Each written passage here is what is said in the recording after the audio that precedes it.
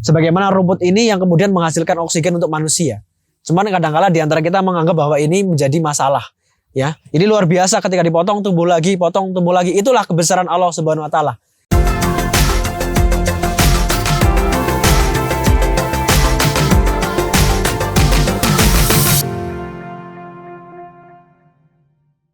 Bismillahirrahmanirrahim. Selamat datang di Alam Semesta. Hari ini mungkin Bayu Baik akan sharing kepada teman-teman semuanya hal-hal kecil yang ada di sekitar kita. Salah satunya adalah rumput ya. Ini kita lihat ada rumput di kebun, dan pada kesempatan ini aku ada di kebun. Ada kebun kopi, ada kebun salak, dan di sini banyak macam tumbuhan.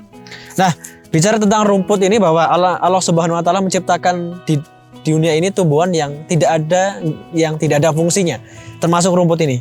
Jadi rumput ini salah satunya dia menghasilkan oksigen, yang oksigen itu bisa kita hirup ya, kita hirup kemudian bisa menjadikan kita menjadi sehat ya. Banyak orang yang mungkin di perkotaan, sebagaimana yang aku sampaikan di vlog-vlog yang kemarin, yang cerita-cerita sharing kemarin, yang receh, yang ringan, bahwasanya banyak masyarakat perkotaan yang sudah terpisah dengan unsur alam. Salah satunya adalah ngerti jenis-jenis rumput.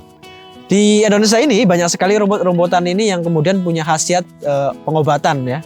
Itu mungkin kapan-kapan aku akan sharing tentang khasiat-khasiat tanaman obat gitu. Tapi pada kesempatan ini aku ingin ngasih sharing atau ngasih pembahasan tentang bagaimana mungkin hari ini masyarakat modern yang terpisah dengan alam.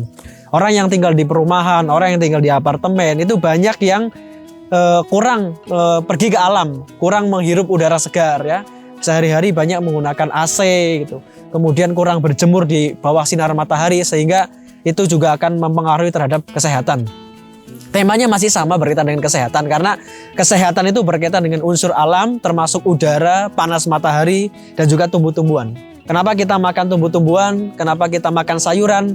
Nah, kalau kita sudah ngerti tentang arti hidup sehat, maka tidak ada untuk kita menolak sayuran. Karena di dalam sayuran, di dalam tumbuh-tumbuhan itu ada karunia Allah yang luar biasa, ada mineral yang kemudian bisa digunakan oleh tubuh kita. Teman-teman sekalian, mungkin di antara kita ada yang beranggapan masyarakat perkotaan atau perumahan bahwa rumput itu adalah sesuatu yang jorok, sesuatu yang kemudian bermasalah, sesuatu yang mengotori ya. Tapi rumput ini adalah sesuatu makhluk ciptaan Allah Subhanahu wa taala yang dia punya peran yang luar biasa. Salah satunya adalah menghasilkan oksigen.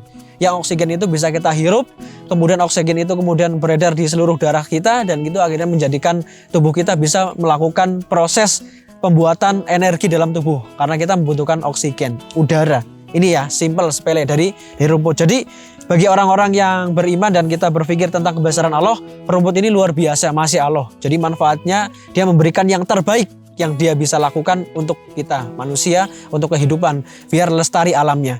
Jadi jangan teman-teman kemudian menganggap rumput itu mengotori, rumput itu jorok, rumput itu harus dimusnahkan. Oke, mungkin bisa kita rapikan, tapi nggak perlu disemprot pakai pestisida, disemprot pakai obat-obatan. Cukup dicabut, dan ini bisa buat kompos. Karena luar biasa, rumput itu mengandung hormon pertumbuhan yang luar biasa. Ketika dipangkas tumbuh lagi, pangkas tumbuh lagi. Maka ketika kita kompos, itu bisa menjadi pupuk yang sangat bagus untuk kita nanam secara organik. Itulah rumput. Dari rumput kita belajar tentang kesabaran. Dari rumput kita belajar tentang memberi yang terbaik. Dari rumput kita bisa belajar bagaimana bermanfaat dalam hidup. Dari rumput kita bisa belajar menghargai sesuatu yang kecil yang mungkin dianggap remeh. Dari rumput kita bisa belajar tentang kebesaran Allah Subhanahu wa taala, tentang keimanan, tentang kita manusia, tentang kehidupan yang kemudian satu kesatuan dan itu saling terkait. Dan ini amat sangat bagus untuk menambah rasa iman di dada kita kepada Allah Subhanahu wa taala. Sebetulnya memahami tentang arti hidup sehat juga memahami tentang kebesaran Allah Subhanahu wa taala, memahami tentang rasa syukur kita sebagai manusia. Bagaimana kita hari ini dikasih karunia rezeki udara yang begitu segar yang bisa kita hirup ya. Ini adalah rezeki dari Allah. Jadi rezeki atau rezeki itu bukan hanya bicara tentang uang, hanya materi semata, tapi juga kesehatan, ya mungkin perasaan senang, ya itu juga rezeki. Termasuk juga perasaan sedih, masalah yang bertumpuk-tumpuk itu bisa jadi rezeki bagi kita. Karena kita disuruh belajar oleh Allah Subhanahu wa taala, menggali makna, menggali hikmah. Kenapa itu terjadi kepada saya? Kenapa masalah itu masih ada? Kenapa masalah ini terus menumpuk? Nah, kita disuruh berpikir, kita disuruh meningkatkan taraf berpikir kita sedikit lebih tinggi saja, sehingga masalah-masalah itu muncul karena mungkin kesalahan kita sendiri.